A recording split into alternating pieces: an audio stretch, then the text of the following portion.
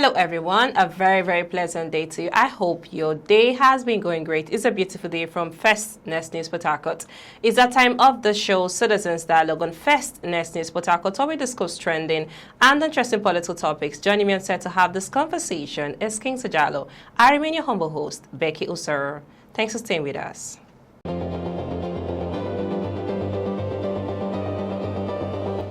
Welcome back. It's still the show Citizens Dialogue on First Nest News Port Harcourt. Thanks for joining us. It's a pleasure having you on set, King Sajalo. Thank you so much. How are Becky. you doing? I'm doing great. How did you see the football match of yesterday? Well, I'll be honest, it was quite disappointing, but I still give kudos to the players. They did their best. They did their best. So we're hopeful that next year will be better than this year. Of course, yes. The Super Eagles. Yes, the next competition will be glorious. Let them just keep it up. That is what Nigerians ought them to do. Okay, thank you so much. So let's just head straight to the story for today. Nigerian Chief of Defense Staff General Christopher Musa has issued a strong warning to individuals and groups expressing sympathy for bandits and terrorists, declaring that a friend of a thief is a thief.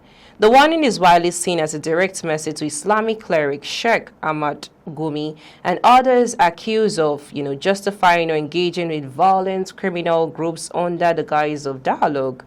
Does this statement, this help strengthen to fight against insecurity, or do they risk silencing alternative, approaches to conflict resolution? So what does this statement really direct to? Is it just directly to Gumi, or he's generally saying to every one person who is supporting terrorists in the country? Yes, that is a sound warning, you understand. But also warning should come with action. Okay. You understand. Looking at the statement, just as he said, is a direct warning to the popular Islamic cleric that we're talking about, the life of Gumi. If you look at most of his infantry statement. Because we've been asking, who is this man? Such audacity to always come out and in terms of negotiating with bandits, giving up obligations for bandits and thereabout. I think this is what Nigerians have been expecting. Of course, in this process, such person should even be probed rather than giving straight warning. Okay. Now we could recall December where he made a statement like kidnapping is lesser evil. You understand? He also made another statement concerning the kidnappers, saying that if you kill us, we will kill you. So many controversial talks like that in response of these bandits and thereabouts. So this is a warning from Musa.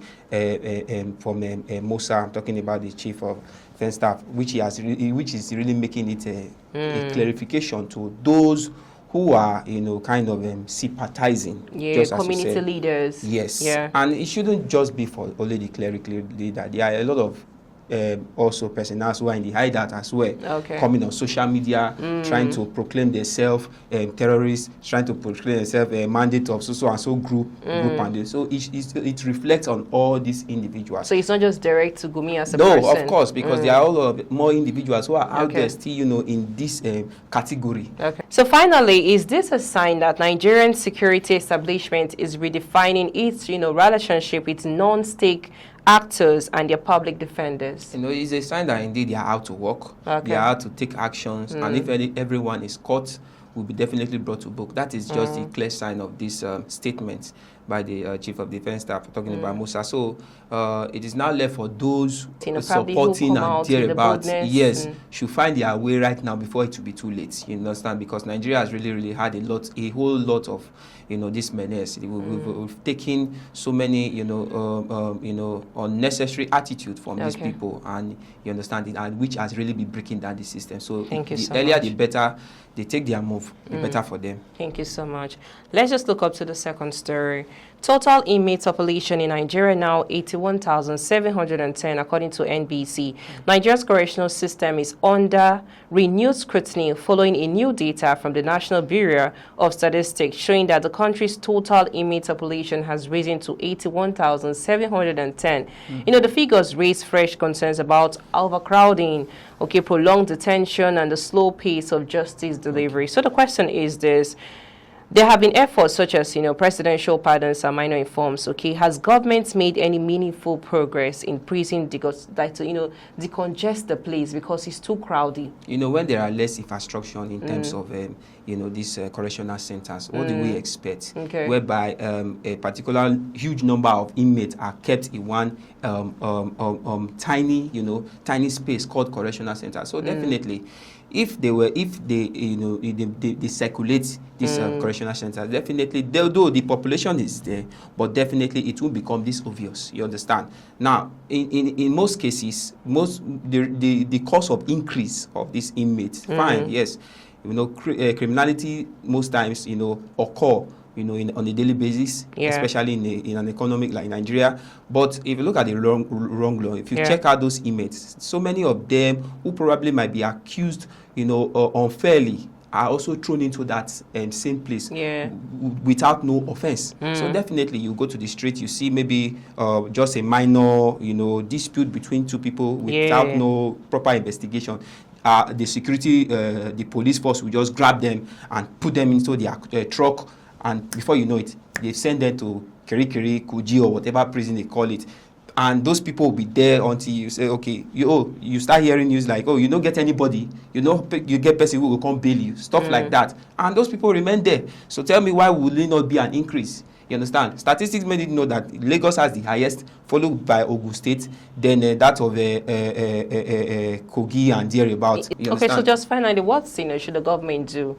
Of course, it's not just about just pardon. Improve this because the crowd is much, the place is too congested. Exactly. Sicknesses, diseases, because of what's really happening. And so how could the pollution government help out in this situation? The government, in his own in his own perspective, usually talk about pardoning. If you look at the rate of pardon, it's just maybe 2 to 10 people or thereabouts. 2 to 10 people. That most of the time are giving pardons. I don't know if you understand. Yes. Is it 200 persons or 100 persons, or when you say 2 to 10 persons, I'm trying to understand. What I'm trying to say is that there are few people. Government usually come out, on some consecutive times to pardon. Okay. Neglecting that the fact that there are a huge number of people in a particular cell. Now, I think how the government should come in is this. You understand? Make sure that it prompts judiciaries to go about into the cases of this huge number of people. Those who are to take their trials should take their trial and leave that correctional centers. And secondly, more facilities should be made. You understand, so that it will put an end to this congestion of huge number of people being in one particular cell. You understand? So I think this is how government should come into the matter, so that it will come to a reduce gradually. Thank you so much. It's still the show, Citizens Dialogue on First News Port Harcourt. I am Becky Usoro. Still here on set with me is King Sojalo. Let's go for a short break. When we return, moving into Edo State, as Governor Kwebolo is saying he still insists in supporting President Tinubu for the 2027 election that is coming up, regardless of critics. Please stay with us.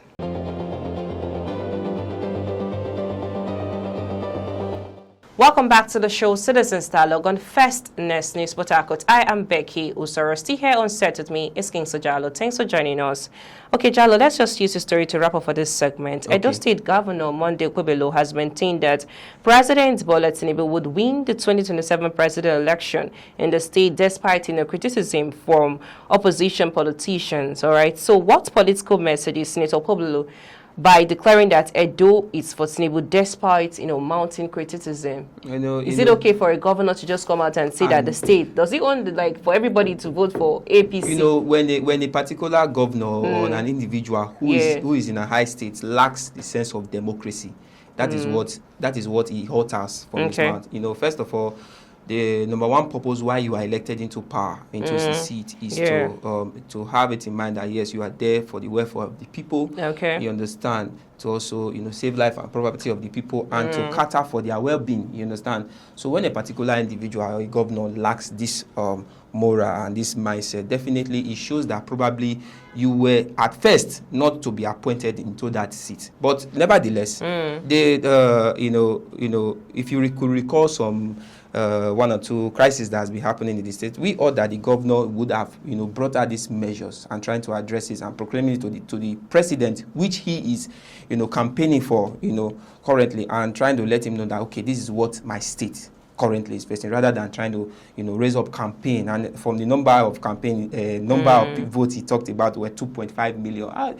A state that is owned by a lot of people, with massive population, because you're the governor, you are trying to. Nevertheless, yes, we know this 2026 is, election is at the corner, 2027, and a lot of people are around. But I ought the governor would have looked inward and trying to caution the menace happening, like the insecurity thereabout, cautioning your securities of going to pick in innocent students, or because there was a misconduct in the so-called Central North and thereabout. So I think the governor should also, deliberate more on state issues, because currently Edo needs help. Thank you so much, King Sajalo. Thank you, Becky. Thanks, everyone. That's our show for today. Citizens Dialogue on First in Port Harcourt. I am Becky Osoro. Many thanks for watching. Bye for now.